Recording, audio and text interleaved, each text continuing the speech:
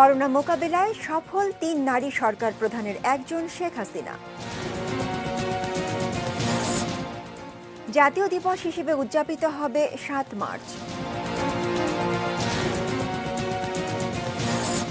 বিশ্বের যে কোনো শরণার্থী ক্যাম্পের চেয়ে উন্নত ভাষাঞ্চল। মিয়ানমারের বিরুদ্ধে ব্যবস্থা নিতে জাতিসংঘের প্রতি আহ্বান।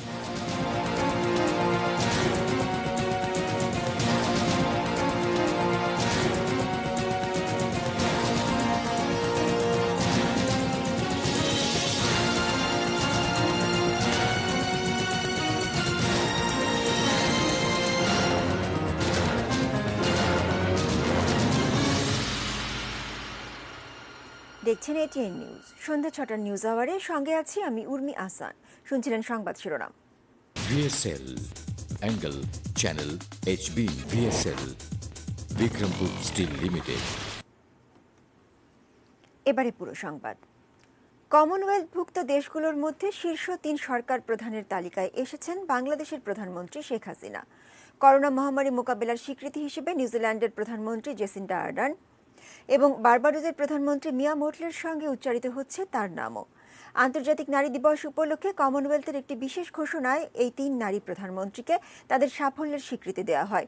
সম্প্রতি কমনওয়েলথ মহাসচিব প্যাট্রিসিয়া স্কটল্যান্ডের বিবৃতি উদ্ধৃত করে ওই তথ্য জানিয়েছে যুক্তরাজ্যে বাংলাদেশের হাই কমিশন।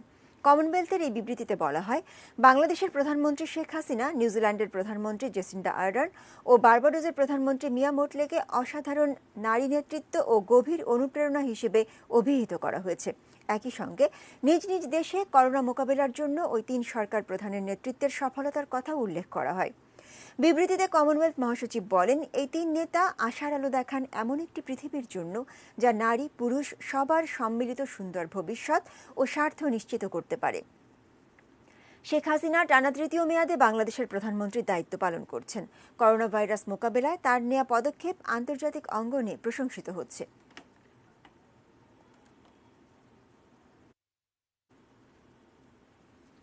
করোনা ও টিকা প্রসঙ্গ। পার্শ্ব প্রতিক্রিয়ার আতঙ্ক অনেকটাই কমে এসেছে, তাই করোনার টিকা গ্রহণে আগ্রহীদের ভিড় বাড়ছে রাজধানীর হাসপাতালগুলোতে। গুজবে কান না দিয়ে নিজেকে সুরক্ষিত রাখতে ব্যক্তি সচেতনতা বাড়ানোর আহ্বান জানিয়েছেন চিকিৎসকরা। মাহফুজা মুসলেহির রিপোর্ট। বিশ্বের অনেক দেশ এখনো করোনার টিকা না পেলেও এগিয়ে আছে বাংলাদেশ। ২৭ জানুয়ারি আনুষ্ঠানিক উদ্বোধনের পর ৭ ফেব্রুয়ারি থেকে সারা দেশে গণটিকা দেয়া শুরু হয়। দেশের ১,০০৫টি হাসপাতালে চলছে এই কার্যক্রম। শুরুর দিকে অধিকাংশের মনেই পার্শ্ব প্রতিক্রিয়ার আতঙ্ক থাকলেও টিকা নেয়ার পর বাস্তব অভিজ্ঞতা একেবারেই ভিন্ন। আমার ভালোই লাগছে, এখন পর্যন্ত কোনো খারাপ লাগে নাই। আর সবাই শিক্ষিত না, তো কিছু কিছু মানুষ তো এটা ভয় থাকবেই। টিকা দিলে মানুষ মারা যাবে, এটা নিতান্ত একটা গুজব। প্রায় ২০ লক্ষ লোকের উপরে টিকা দিছে, কয়জন লোক মারা গেছে বলেন? হাসপাতালে হাসপাতালে আগ্রহীদের যেমন ভিড়, জনমনে বাড়ছে আত্মবিশ্বাস। অনেকে বলেছে ভ্যাকসিন নেওয়ার পরে শরীরে এই প্রবলেম হবে, ওই প্রবলেম হবে, কিন্তু নিয়েছি আর কি আত্মবিশ্বাসে। ঢাকার বিভিন্ন হাসপাতাল ঘুরে দেখা গেছে টিকা গ্রহণের জটিলতা এড়াতে হাসপাতালগুলোতে রয়েছে নারী পুরুষ ও বয়স্কদের জন্য আলাদা বুথ। তবুও টিকা নিয়েছেন এমন কারো কারো অভিযোগ অব্যবস্থাপনা সম্পর্কে।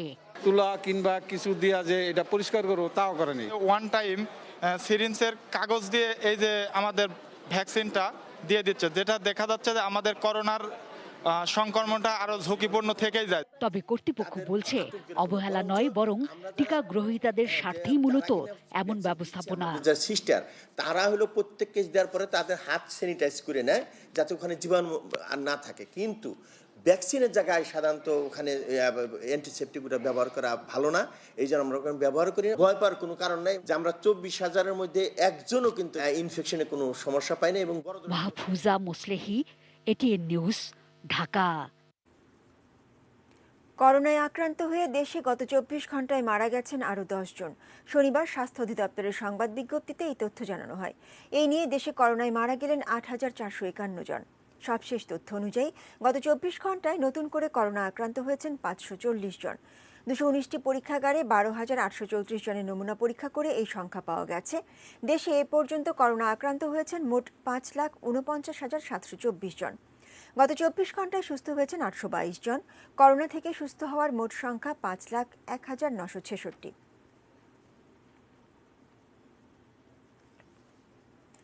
প্রাণঘাতী করোনা ভাইরাসের উৎস কোথায় তা এই মাসে স্পষ্ট করবে বিশ্ব স্বাস্থ্য সংস্থা WHO।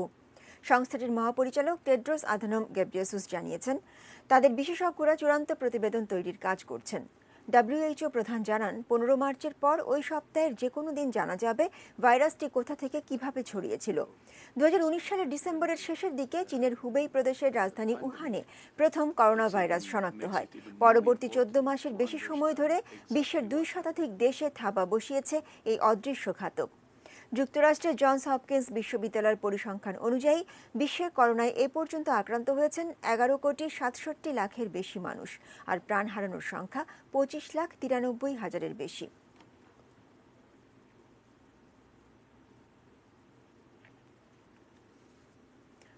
অন্যান্য প্রসঙ্গ, ঐতিহাসিক 7ই মার্চ উদযাপনের কেন্দ্রীয় অনুষ্ঠান আগামীকাল রোববার বিকেল 3টায় বঙ্গবন্ধু আন্তর্জাতিক সম্মেলন কেন্দ্রে অনুষ্ঠিত হবে। এতে প্রধান অতিথি হিসেবে ভার্চুয়ালি যোগ দেবেন প্রধানমন্ত্রী শেখ হাসিনা। এবারই দেশে প্রথমবারের মতো জাতীয় দিবস হিসেবে উদযাপন হচ্ছে 7ই মার্চ। শনিবার শিল্পকলা একাডেমির জাতীয় নাট্যশালায় ব্রিফিংয়ে সংস্কৃতি প্রতিমন্ত্রী KM খালিদ জানান, সকালে জাতীয় পতাকা উত্তোলন এবং ধানমন্ডির বঙ্গবন্ধু স্মৃতি জাদুঘর প্রাঙ্গণে জাতির পিতার প্রতিকৃতিতে পুষ্পস্তবক অর্পণ ছাড়াও সারা দেশে দিনব্যাপী নানা কর্মসূচি নেওয়া হয়েছে। সংস্কৃতি প্রতিমন্ত্রী জানান, করোনা পরিস্থিতি বিবেচনায় স্কুল শিক্ষার্থীদের নিয়ে অনলাইন আলোচনার নির্দেশনা দেওয়া হয়েছে। 7ই মার্চ সারা দেশে আলোকসজ্জা হবে, যা 26 মার্চ মহান স্বাধীনতা দিবস পর্যন্ত থাকবে। ঢাকার সব প্রবেশ পথ সজ্জিত করা হবে, তোরণ নির্মাণ করা হবে। হাতিরঝিল, আহসান মঞ্জিল সহ ঢাকার প্রতিটি ওয়ার্ডে আতশবাজির আয়োজন করবে 2 সিটি কর্পোরেশন। একটি সুভেনির শিট ও উদ্বোধনী খাম অবমুক্ত করবে ডাক বিভাগ। উদযাপন জাতীয় বাস্তবায়ন কমিটির প্রধান সমন্বয়ক ডক্টর কামাল আব্দুল নাসের চৌধুরী স্বাগত। এখন নিচ্ছি মাগরিবের আজানের বিরতি। আবারও স্বাগত জানাচ্ছি সন্ধ্যা 6টার নিউজ আওয়ারে। জাতীয় ও আন্তর্জাতিক চক্রান্তের বিরুদ্ধে লড়াই করতে হচ্ছে বিএনপিকে, এমন মন্তব্য দলটির মহাসচিব মির্জা ফখরুল ইসলাম আলমগীরের। দুপুরে ঢাকা রিপোর্টার্স ইউনিটিতে ভারপ্রাপ্ত চেয়ারম্যান তারেক রহমানের 15তম কারামুক্তি দিবস উপলক্ষে আয়োজিত এক আলোচনা সভায় তিনি বলেন, বর্তমান সরকারের মেয়াদকালে 700-র বেশি নেতাকে গুম, সহস্রাধিক হত্যা এবং 35 লাখ মামলা মোকাবেলা করতে হচ্ছে। ভয়ঙ্কর একটি শক্তি সরকারের পেছনে থেকে প্রতিবাদী কণ্ঠগুলোকে ভয়াবহ নির্যাতন করছে বলেও মন্তব্য করেন তিনি।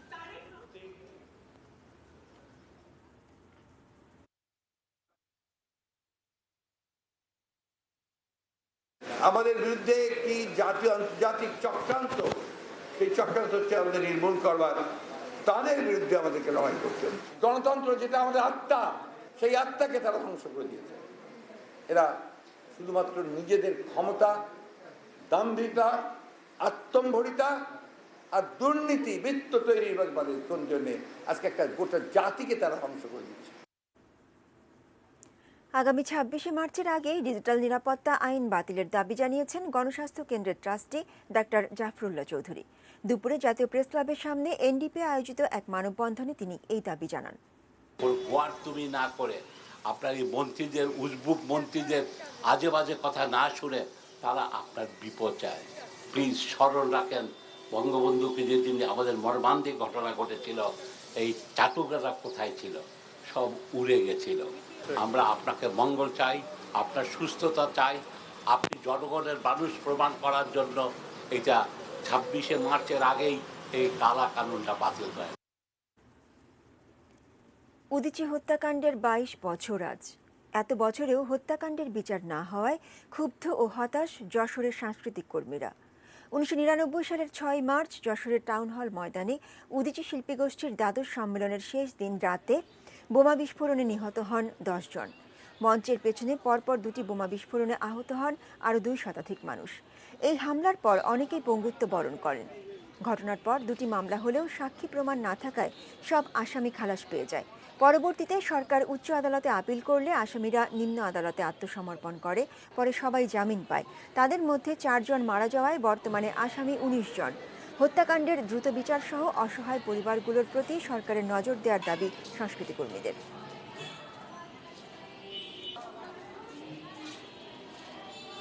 হ্যাঁ, পাকিস্তান যে বর্বরতা হামলা কেউ হার মানিয়েছিল, আমি এর সঠিক বিচার চাই। এর একটা সুষ্ঠু তদন্ত করে আমরা এখনো বিচার দাবি করি, কিন্তু মাঝে মাঝে ক্ষোভের সঞ্চার হয় যে আর বিচার দাবি করব না, হ্যাঁ বিচার পাই না, তাই বিচার চাই না। রোহিঙ্গা ও মিয়ানমার ইস্যু। কক্সবাজার তো বটেই, বিশ্বের যে কোনো শরণার্থী ক্যাম্পের চেয়ে ভাসানচর অনেক বেশি উন্নত এবং বাসযোগ্য। তাই ভাসানচর নিয়ে আন্তর্জাতিক মহলে ওঠা নানা প্রশ্ন মূলত অপপ্রচার ছাড়া আর কিছুই নয়। ঢাকা বিশ্ববিদ্যালয়ের শান্তি ও সংঘর্ষ অধ্যয়ন বিভাগের গবেষণায় উঠে এসেছে এমন তথ্য। বিশ্ববিদ্যালয়ের সিনেট ভবনে আয়োজিত সেমিনারে গবেষণার তথ্য ও সুপারিশ তুলে ধরেন বক্তারা।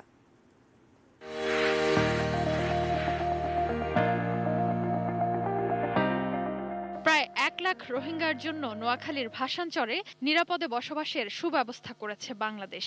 তাদের স্থানান্তর শুরুর আগেই নানা প্রশ্ন তোলে বিভিন্ন আন্তর্জাতিক মহল। এমন আলোচনার মধ্যেই গত বছরের ডিসেম্বরে তাদের স্থানান্তর শুরু করে সরকার। এখন পর্যন্ত প্রায় 12,000 রোহিঙ্গা ভাসানচরে বসবাস শুরু করেছে। Central foundation for international and strategic studies CFISS এর সহায়তায় ঢাকা বিশ্ববিদ্যালয়ের শান্তি ও সংঘর্ষ অধ্যয়ন বিভাগের একটি গবেষণা পরিচালিত হয়। এতে বলা হয়, সব দিক বিবেচনায় ভাসানচর বসবাসের উপযোগী স্থান। সুপরিকল্পনার মধ্য দিয়ে ভাসানচরে আধুনিক সব সুযোগ সুবিধা রাখা হয়েছে। তাই কক্সবাজার থেকে অনেক রোহিঙ্গাই এখন যেতে চায় ভাসানচরে। ভাসানচরে খাদ্য, বস্ত্র এবং যে আশ্রয়, এই তিনটার কোনো প্রকার কম্প্রোমাইজিং করা হয় নাই। They are not so much educated or informed, so they can be used by different organized groups. So this security aspect is also very important to see the reality of Bhasanchar. বক্তারা জানান, ভৌগোলিকভাবেও এই চর টেকসই এবং যে কোনো দুর্যোগ মোকাবেলায় সক্ষম। সাইক্লোনিক ভিউ পয়েন্ট আমরা বলতে পারবো যে সেখানে সাইক্লোন হতে পারে, কারণ ন্যাচারাল ইভেন্টকে তো আমরা এটি বন্ধ রাখতে পারবো না, কিন্তু এর যে ক্ষতি এবং এর যে তীব্রতা সেটাকে আমরা রিডিউস করে নিয়ে আসতে পারবো। তবে রোহিঙ্গাদের প্রত্যাবাসনে মিয়ানমারের উপর চাপ বাড়াতে আন্তর্জাতিক সম্প্রদায়ের প্রতি আহ্বান জানান বক্তারা। যদিও দেশটির নেত্রী অং সান সুচি বন্দী হবার পর সামরিক জান্তা সরকারের সাথে যোগাযোগ কতটা সম্ভব তা নিয়ে শঙ্কার কথা জানান তারা। We do not know the destiny of the Rohingya repatriation in the Rakhine state in Myanmar, but we need to deal with the reality. So much investment has been done by Bangladesh. We spend almost more than 3,500 crore taka. It's an unique example. So please say yes to Bhasanchar. Please support Bangladesh for Bhasanchar.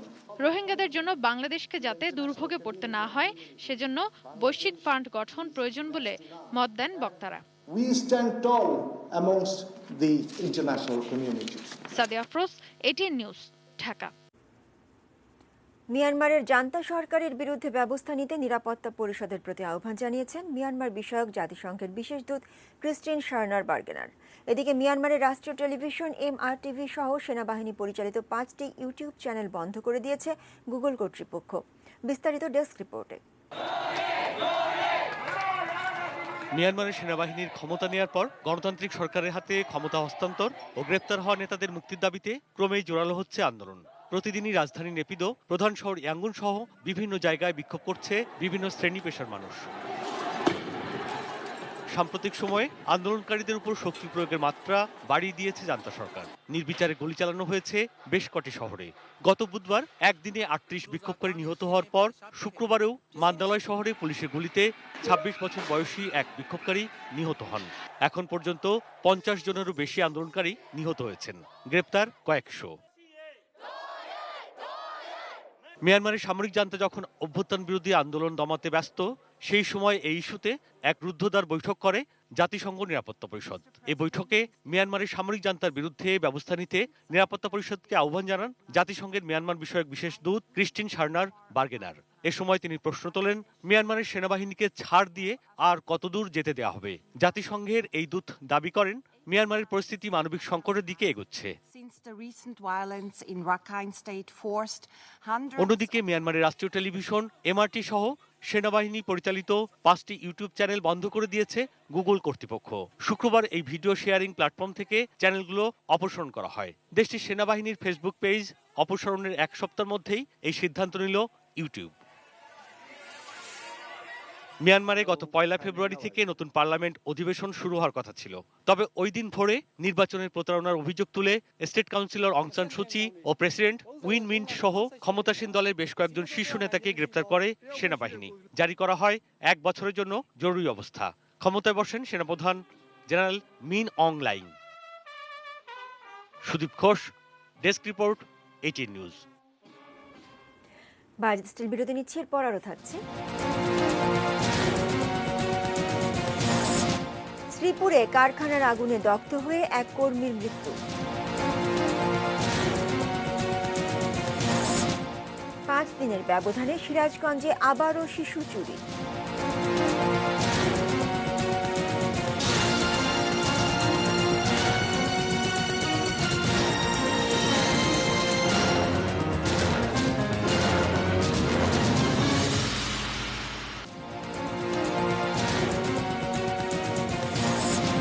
Corona মোকাবেলায় সফল 3 নারী সরকার প্রধানের একজন শেখ হাসিনা।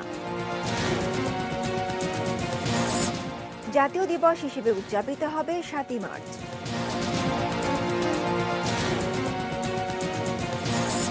বিশ্বের যে কোনো শরণার্থী ক্যাম্পের চেয়ে উন্নত ভাষান্তর। মিয়ানমারের বিরুদ্ধে ব্যবস্থা নিতে জাতিসংঘের প্রতি আহ্বান।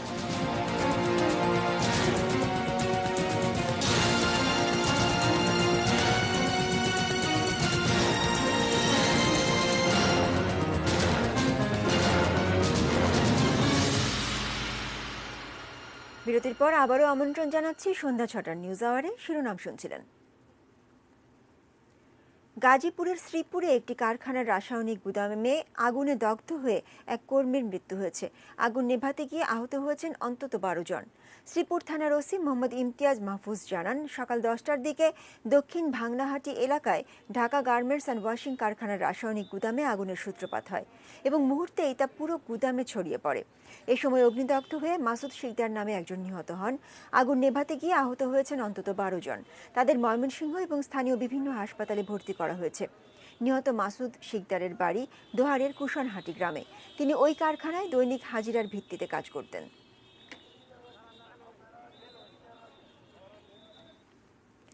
ফেনীতে একটি বাসায় বিস্ফোরণের ঘটনায় দগ্ধ মা এবং মেয়েকে রাজধানীর শেখ হাসিনা জাতীয় বার্ন অ্যান্ড প্লাস্টিক সার্জারি ইনস্টিটিউটে ভর্তি করা হয়েছে। তারা দুজনেই ইনস্টিটিউটের নিবিড় পরিচর্যা কেন্দ্রে চিকিৎসাধীন রয়েছেন। চিকিৎসকরা জানান, দগ্ধ মেহেরুন্নেসার শরীরের 46% এবং তার মেয়ে হাফসার 27% দগ্ধ হয়েছে। অবস্থার অবনতি হলে শনিবার ভোররাতেই তাদেরকে ফেনী থেকে ঢাকায় নিয়ে আসা হয়। তাদের অবস্থা আশঙ্কাজনক বলেও জানিয়েছেন চিকিৎসকরা। এই দুজন ছাড়াও বড় মেয়ে ফারাহ ইসলামকে প্রাথমিক চিকিৎসা দিয়ে ছেড়ে দেওয়া হয়েছে। গ্যাস লিকেজ থেকে বিস্ফোরণ হয়ে থাকতে পারে বলে ধারণা করছে স্থানীয় পুলিশ কর্তৃপক্ষ।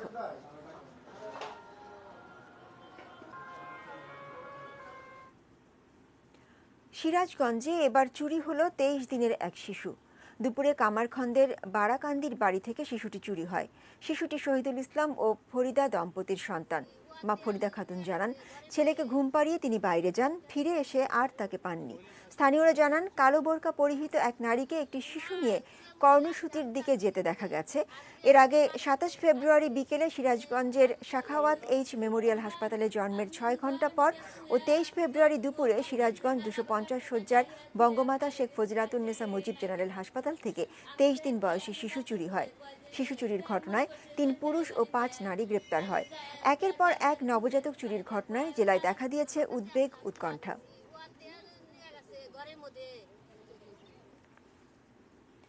নানা কর্মসূচির মধ্যে দিয়ে মুক্তিযুদ্ধের অন্যতম সংগঠক, সাবেক বাণিজ্যমন্ত্রী ও আওয়ামী লীগের সাবেক সাধারণ সম্পাদক আব্দুল জলিলের 8ম মৃত্যুবার্ষিকী পালিত হয়েছে নওগাঁয়। সকালে শহরের চকপ্রাণ এলাকায় আব্দুল জলিলের কবরে ফুল দিয়ে শ্রদ্ধা জানান খাদ্যমন্ত্রী সাধন চন্দ্র মজুমদার। পরে সংসদ সদস্য সলিমুদ্দিন তরফদার, আনোয়ার হোসেন হেলাল সহ জেলা আওয়ামী লীগের নেতাকর্মী ও বিভিন্ন সামাজিক সাংস্কৃতিক সংগঠন সহ নানা শ্রেণী পেশার মানুষের পক্ষ থেকে শ্রদ্ধা জানানো হয়। দুপুরে তার পরিবার আলোচনা সভা, কোরআন তেলাওয়াত, মিলাদ মাহফিল ও দোয়ার আয়োজন করে। 2013 সালের এই দিনে চিকিৎসাধীন অবস্থায় মৃত্যু হয় আব্দুল জলিলের।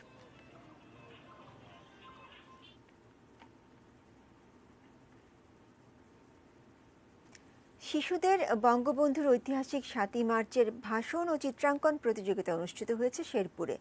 সকালে শহরের ডিসি উদ্যানের বিজয় মঞ্চে জেলা প্রশাসন এর আয়োজন করে। অনুষ্ঠানে প্রধান অতিথি ছিলেন অতিরিক্ত জেলা প্রশাসক ওয়ালিউল হাসান। বয়স ও শ্রেণীভিত্তিক কয়েকটি গ্রুপে শেরপুর শহরের বিভিন্ন শিক্ষা প্রতিষ্ঠানের অর্ধশতাধিক ছাত্রছাত্রী প্রতিযোগিতায় অংশ নেয়।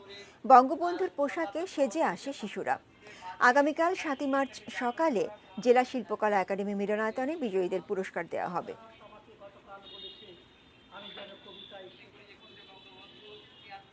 আমার ভাইয়ের রক্তে রাজপথ রঞ্জিত হয়েছে। কি অন্যায় করেছিলাম? নির্বাচনের পরে বাংলাদেশের মানুষ সম্পূর্ণভাবে এবং এই দেশকে আমরা গড়ে তুলব। কেবল বাঙালির খাবারের পাতেই নয়, বিশ্বের প্রায় সব দেশেই সালাদ ও সবজি হিসেবে টমেটোর কদর। লাল টুকটুকে টমেটো দেখলেই বাজারের থলে পুরে নিতে চান ভোজন রসিকরা। কিন্তু সেই আকর্ষণীয় টমেটো যদি হয় বিষাক্ত কেমিক্যালে পাকানো, স্বাস্থ্যের জন্য ক্ষতিকর। মেহেরপুরে ঘটছে সেই অকাণ্ড। প্রতিনিধি উম্মে ফাতেমা রোজিনার তথ্য ছবিতে ডেস্ক রিপোর্ট। মেহেরপুর জেলায় টমেটোর চাষ হয় প্রচুর। এবার অন্তত ৭৫ হেক্টর জমিতে হয়েছে চাষ। সুস্বাদু এই সবজির প্রতি বরাবরই আলাদা আগ্রহ ভোজন রসিকদের। আর এই সুযোগই কাজে লাগাচ্ছে এক শ্রেণীর অসাধু ব্যবসায়ী ও চাষি। জেলার হাটবাজারে কোনো বাধা ছাড়াই বিক্রি হচ্ছে ক্ষতিকর কেমিক্যাল দিয়ে পাকানো টমেটো। আকর্ষণীয় রং দেখে ক্রেতারাও ভালো দামে কিনে নেন। যদিও বীজ দিয়ে তৈরি করে, এখন বীজ ছাড়া তো কোনো কিছু তৈরি হয় না।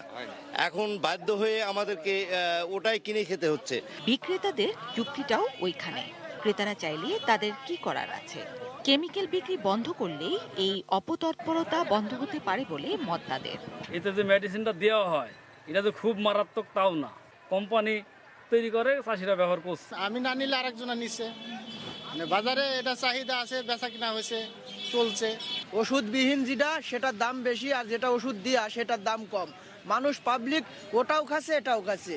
প্রকাশ্যে বিক্রি বাট্টা হচ্ছে, তবুও প্রশাসনের দাবি বিষয়টি তাদের জানা নেই। গাংনীতে প্রচুর পরিমাণে টমেটো উৎপাদিত হচ্ছে এবং এখানে কেমিক্যাল বা রাসায়নিক কোনো কিছু মেশানোর আসলে প্রয়োজন আছে বলে আমি মনে করি না। এই বিষয়ে আমরা তদন্তপূর্বক ব্যবস্থা গ্রহণ করব।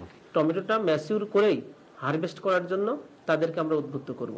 এই বিষয়ে কৃষি অফিস সর্বদা তৎপর আছে এবং আমরা এটা সরেজমিনে দেখভাল করব। ক্ষতিকারক এসব টমেটো খেয়ে নানা শারীরিক সমস্যায় পড়ছে মানুষ। পাশাপাশি ক্যান্সারের মতো দুরারোগ্য ব্যাধিও হতে পারে বলে জানান চিকিৎসকরা। কেমিক্যালটা আমাদের গ্যাস্ট্রিক যে মিউকোজা, স্টোমাকের যে মিউকোজা, এই মিউকোজাগুলোকে ইরোড করে ফেলে, ইরিটেট করে ফেলে। তখন ধীরে ধীরে আমাদের জনগণরা পেপটিক আলসার ডিজিজ নামে একটা অসুখে ভোগার সম্ভাবনা সব থেকে বেশি। জিনিয়া ইসলাম, ডেস্ক রিপোর্ট, 18 নিউজ। এবারে সোশ্যাল ইসলামী ব্যাংক লিমিটেড বাণিজ্য সংবাদ।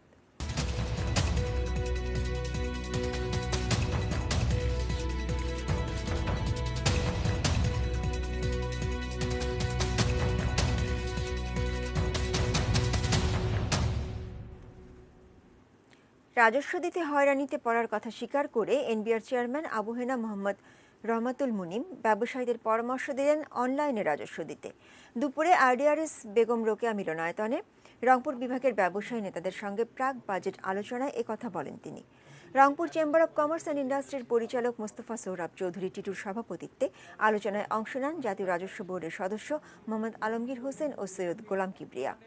সভায় ব্যবসায়ীরা কর নীতি ও রাজস্ব দিতে তাদের নানা সমস্যা ও ভোগান্তির কথা তুলে ধরেন। এই হয়রানির বিষয়টি আসে দীর্ঘদিনের অভ্যাস থেকে। আমরা সেই জায়গাটি বন্ধ করার জন্য অটোমেশনে আসতে চাই। অটোমেশন মানেই হলো যে দেখা সাক্ষাৎ হবে না পক্ষদের মধ্যে, কাগজপত্র দিবেন, ডকুমেন্ট দিবেন, হিসাব নিকাশ দিবেন, অটোমেটিক আপনার ট্যাক্স কালেকশন হবে, অটোমেটিক ট্যাক্সের হিসাব হবে, অটোমেটিক ট্যাক্স কালেকশন হবে। মেডেল প্রেজেন্টস কৃষি সংবাদ, সুজলা সুফলা।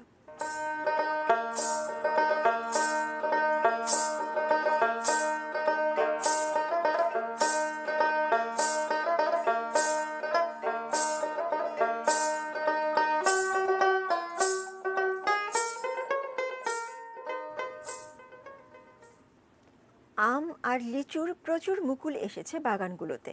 তবে ভালো ফলন নির্ভর করছে আবহাওয়ার উপর। অনুকূলে থাকলে এবছর আম লিচুর বাম্পার ফলনের আশা করছেন বাগান মালিক এবং কৃষি কর্মকর্তারা। প্রতিনিধিদের পাঠানো তথ্য ছবিতে ডেস্ক রিপোর্ট।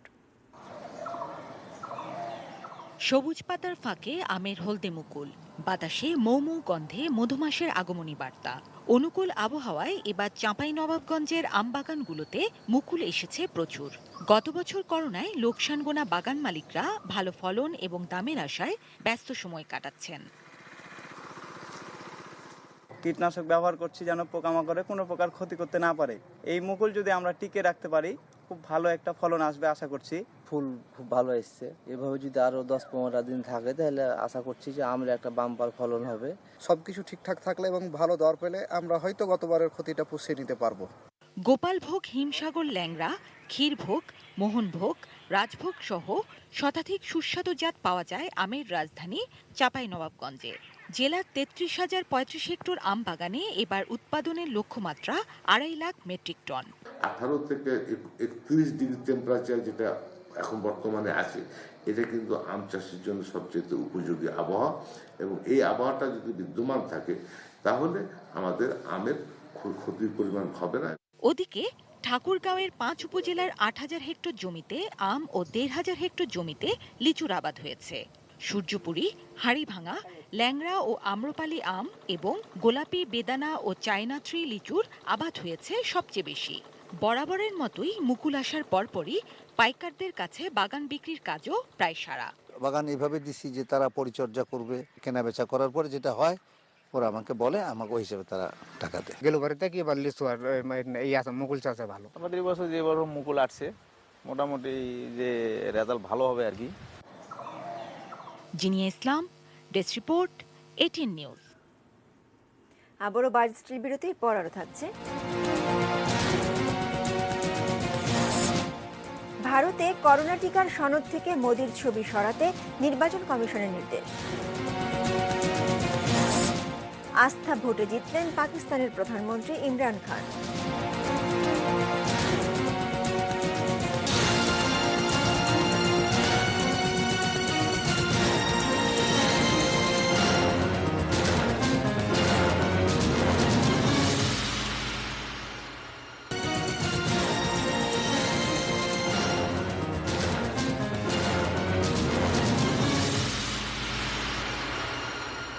আবারও আমন্ত্রণ সন্ধ্যা 6টার নিউজ আওয়ারে। এখন দেশের বাইরের খবর।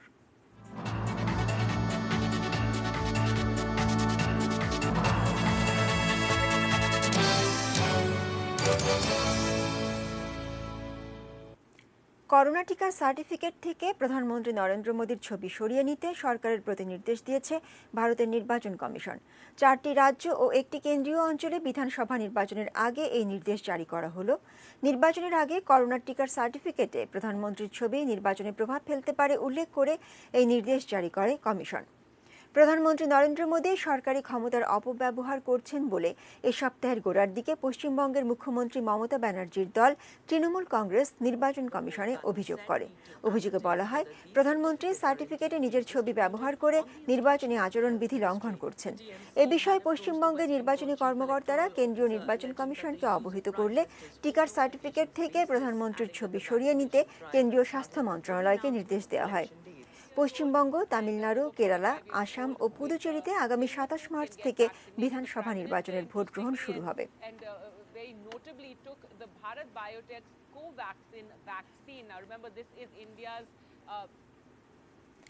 পশ্চিমবঙ্গে বিধানসভা নির্বাচনের আগে একসঙ্গে 64 জন বিধায়কের নাম বাদ পড়ল শাসক তৃণমূলের প্রার্থী তালিকা থেকে।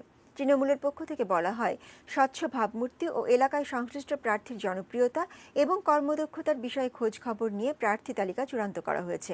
যে সমস্ত বিধায়ক তাদের আগের আসনে দাঁড়াতে চাননি, তাদের সঙ্গে কোনো আপোষে যেতে চাননি তৃণমূল প্রধান মমতা বন্দ্যোপাধ্যায়।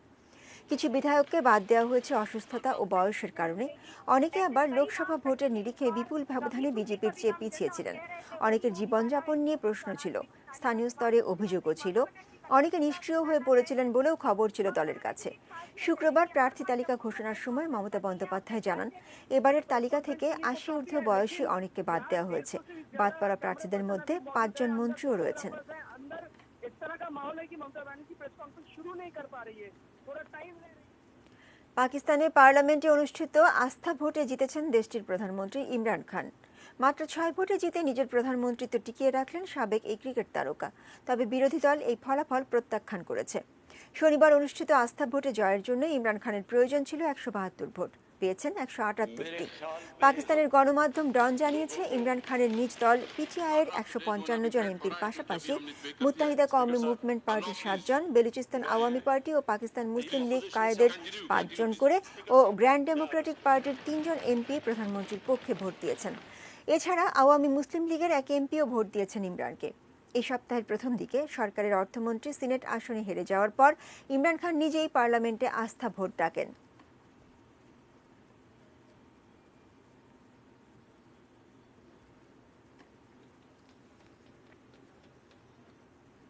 সোমালিয়ার রাজধানী মোগাদিসুতে আত্মঘাতী গাড়ি বোমা হামলায় অন্তত 20 জনের প্রাণহানি ঘটেছে, আহত হয়েছেন কমপক্ষে 30 জন।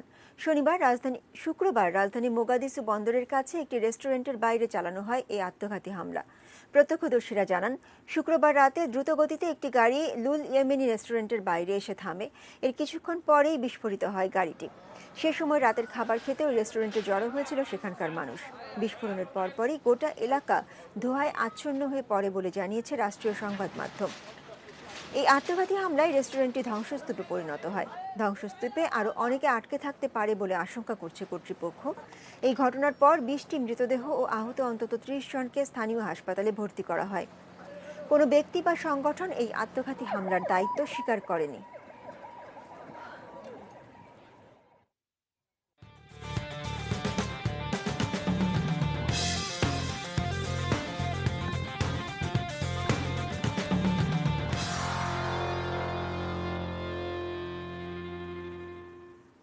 খেলার খবর।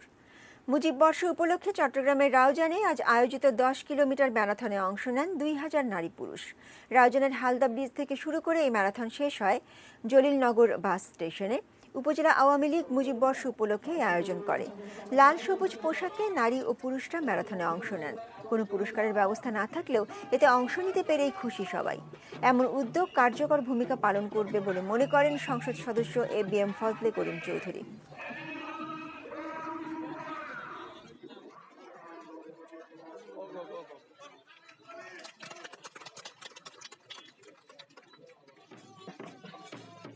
সর্বকালের সর্বশ্রেষ্ঠ বাঙালি বঙ্গবন্ধুর জন্ম শতবার্ষিকীতে আমরা 10 কিলোমিটার হেঁটে ম্যারাথন করছি, হাজার হাজার নারী পুরুষ নিয়ে, এটাকে স্মরণীয় করে রাখার জন্য। বাংলাদেশ সব ক্ষেত্রেই অদম্য গতিতে এগিয়ে যাচ্ছে। এমনকি ক্রিকেট খেলা যাদের হাত ধরে এসেছে তাদেরও এখন ধরাশয়ী করে টিম বাংলাদেশ। একথা বলেছেন পররাষ্ট্রমন্ত্রী ডক্টর AK আব্দুল মোমেন। সকালে পররাষ্ট্র মন্ত্রণালয় এবং কূটনৈতিক বিষয়ক সাংবাদিকদের সংগঠন ডি-ক্যাবের প্রীতি ম্যাচ শেষে পুরস্কার বিতরণ করেন পররাষ্ট্রমন্ত্রী। ম্যাচে প্রথমে ব্যাট করে নির্ধারিত 16 ওভারে 8 উইকেট হারিয়ে 149 রান করেন পররাষ্ট্র মন্ত্রণালয়ের কর্মকর্তারা। সর্বোচ্চ 52 রান করেন ওপেনার জিসান। জবাবে 13 ওভারেই 108 রানে অল আউট হয় ডি-ক্যাব পরিবার। ম্যাচ শেষে পররাষ্ট্র সচিব মাসুদ বিন মোমেন বলেন, স্পোর্টস ডিপ্লোমেসির অংশ হিসেবেই বিভিন্ন দেশের কূটনীতিক সাংবাদিকদের নিয়ে এরকম বিভিন্ন খেলার প্রীতি ম্যাচ আয়োজন করা হচ্ছে। পররাষ্ট্রমন্ত্রী বলেন, শেখ হাসিনার নেতৃত্বে বাংলাদেশ যেভাবে চলছে তার গতি কেউ আটকাতে পারবে না।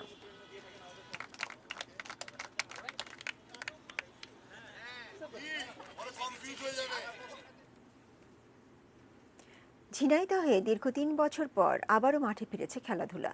এতে প্রাণচাঞ্চল্য ফিরেছে ক্রীড়াঙ্গনে। খেলোয়াড়দের ও দর্শকদের পদচারণায় মুখরিত হয়ে উঠেছে স্টেডিয়াম। প্রতিনিধি নিজাম জোয়ারদার বাবলুর পাঠানো তথ্যে ডেস্ক রিপোর্ট। সর্বশেষ 2017-18 সালে ক্রিকেট লিগের পর আর ঝিনাইদহের মাঠে গড়ায়নি প্রতিযোগিতামূলক খেলা। ফলে অনেকটাই নীরবে অলস সময় কেটেছে খেলোয়াড়দের। পারফরমেন্সেও পড়েছে ভাটা। তারপর করোনার থাবা। এসব কারণে স্থবির ছিল ক্রীড়াঙ্গন। তবে গত মাস থেকে আবারও প্রাণ চঞ্চল হয়ে উঠেছে স্টেডিয়াম। দীর্ঘদিন পর হলেও আবারও মাঠে খেলা ফেরায় খুশি খেলোয়াড়রা। আমরা খেলোয়াড়, মাঠে যদি খেলা থাকে তাইলে আমাদের সবকিছুই ভালোভাবে চলবে। ব্যাটসম্যান বোলাররা সবাই অনেক ভালোভাবে তাদের নৈপুণ্যতা দেখাচ্ছে। হকি, কাবাডি, সুইমিং সহ বিভিন্ন বিষয়ে রয়েছে ঝিনাইদহের সুনাম। কিন্তু স্পন্সরশিপের অভাবে মুখ থুবড়ে পড়েছে সব। তাই পৃষ্ঠপোষক প্রতিষ্ঠানদের এগিয়ে আসার আহ্বান জানিয়েছেন সাবেক খেলোয়াড় ও ক্রীড়া প্রশিক্ষকরা। বন্ধ থাকার কারণে আমাদের ছেলেমেয়েরা অনেকটা পিছিয়ে গিয়েছে। এই ধরনের টুর্নামেন্ট যদি আমরা নিয়মিত করতে পারি তাহলে বাচ্চাদের অনুশীলন এবং পারফরমেন্সটা ধরে রাখা সম্ভব নিয়মিতভাবে। এর জন্য আসলে ভালো ভালো পৃষ্ঠপোষক দরকার। এদিকে ধারাবাহিকভাবে ক্রীড়া কার্যক্রম শুরু করতে প্রয়োজনীয় সকল ব্যবস্থা নেওয়া হবে বলে জানান জেলা ক্রীড়া সংস্থার সভাপতি। ঝিনাইদহের জেলার আন্তর্জাতিক এবং জাতীয় পর্যায়ে সম্মান রয়েছে, জাতীয় পর্যায়ে অর্জন রয়েছে, সেই খেলাগুলিকে আমরা প্রতিনিয়ত এখানে অনুসরণ করতে থাকব। সব প্রতিবন্ধকতা কাটিয়ে ঝিনাইদহ স্টেডিয়াম আবারও সরগরম হবে। দর্শকরাও মাঠমুখী হবেন বলে প্রত্যাশা খেলোয়াড় ও সংগঠকদের। জেনিয়া চিশিম, স্পোর্টস ডেস্ক, এটিএন নিউজ। লা লিগায় আজ ওসাসুনার বিপক্ষে মাঠে নামবে বার্সেলোনা। ম্যাচটি শুরু হবে বাংলাদেশ সময় রাত 2টায়। লা লিগায় শেষ 2 ম্যাচ জিতে পয়েন্ট টেবিলে নিজেদের অবস্থান এগিয়ে নিয়েছে বার্সা। এখন পর্যন্ত ভাঙা করেছে। তবে ওসাসুনার বিপক্ষে পূর্ণ শক্তির দল পাচ্ছে না কোচ কোমান। বসন্তের পাতাঝরা দিনে নানান ফুলের মাঝে নিজেকে অনন্য রূপে তুলে ধরে টেবে বুইয়া। বাংলায় যাকে ডাকা হয় বাসন্তিকা। দুষ্প্রাপ্য এই ফুলের রূপে আস্বাদন করতে ছুটির দিন হতে পারে বেরিয়ে পড়ার দারুণ উপলক্ষ। মনিরুজ্জামানের ক্যামেরায় সাদিয়া আফরোজ চিনিয়ে দিচ্ছেন বাসন্তিকা।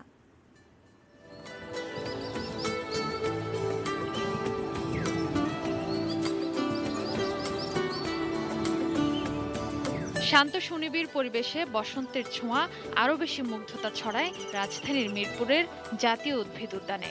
ব্যস্ত জীবন থেকে ছুটি নিয়ে এখানে ঘুরে বেড়ানো কিংবা খাওয়ার পর গাছের ছায়ায় জিরিয়ে নেয়া, সবকিছুতেই যেন মেলে প্রশান্তি। ফাগুনের আগুন রূপ নিয়ে গত প্রায় 1 যুগ থেকেই হলুদ টেবে বইয়া উদ্যানে রূপ বাড়াচ্ছে। দোলন চাপা শিশু উদ্যানের পাশেই একসাথে রয়েছে 20টি গাছ। এর কয়েকটিতে এবারও ফুটেছে ফুল। অনেকেই এর নাম দিয়েছেন বাসন্তিকা বন। রোদের আলোয় সদ্য ফোটা ফুলটি যেন চোখে আগুনের ঝলক লাগায়। প্রতি বছর ফেব্রুয়ারির শেষ অথবা মার্চের প্রথম সপ্তাহে মাত্র একবারই ফোটে এই ফুল, ঝরে যায় 7 দিনের মধ্যে। ফুল ফোটার কয়েকদিন পরে জন্মায় নতুন পাতা। মজার ব্যাপার হলো ঝুমকোর মতো গুচ্ছ হয়ে ফুলটি গাছের পাতা ঝরে পড়ার পর শুকনো ডালে ফোটে। নিজেকে উদ্ভাসিত করে ফোটা হলুদ টেবে বুইয়া নিঃসন্দেহে এক আলোর মিছিল। বলিভিয়া, প্যারাগুয়ে ও আর্জেন্টিনার মতো দক্ষিণ আমেরিকার দেশগুলোতে এর উৎপত্তি। সেখানকার কোনো এক দেশ থেকে অন্তত 15 বছর আগে এই গাছ এনে লাগানো হয় জাতীয় উদ্ভিদ উদ্যানে। 5টি প্রজাতির মধ্যে যে 3টির দেখা মেলে এখানে, তার মধ্যে সবচেয়ে বেশি নজর কাড়ে হলুদ বাসন্তিকা। তবে বেগুনি ও গোলাপি রঙের টেবে বুইয়াও কম যায় না। রূপের মায়া নেশা লাগাতে যেন এ দুটি রঙের ফুলও নেমেছে প্রতিযোগিতায়। Sadia Afroz, ATN news, Dhaka. শেষ করার আগে এক নজরে শিরোনামগুলো জানিয়ে দিচ্ছি আরও একবার।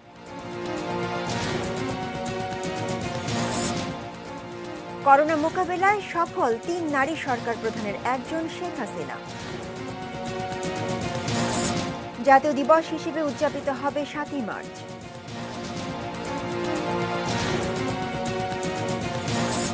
বিশ্বের যে কোনো শরণার্থী ক্যাম্পের চেয়ে উন্নত ভাষাঞ্চল।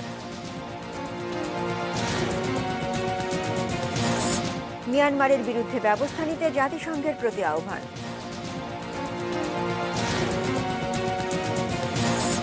শ্রীপুরে কারখানার আগুনে দগ্ধ হয়ে এক কর্মীর মৃত্যু।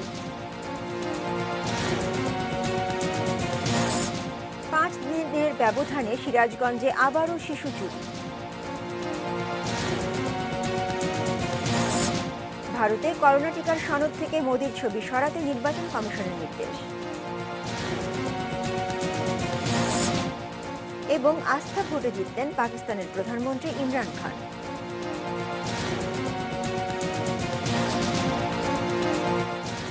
নিউজ আওয়ার সঙ্গেই থাকুন, দেখতে থাকুন এটিএন নিউজ। আর এটিএন নিউজের ব্রেকিং নিউজ আপনার মোবাইল ফোনে পেতে টাইপ করুন *AN এবং পাঠিয়ে দিন 5959 নম্বরে। ধন্যবাদ।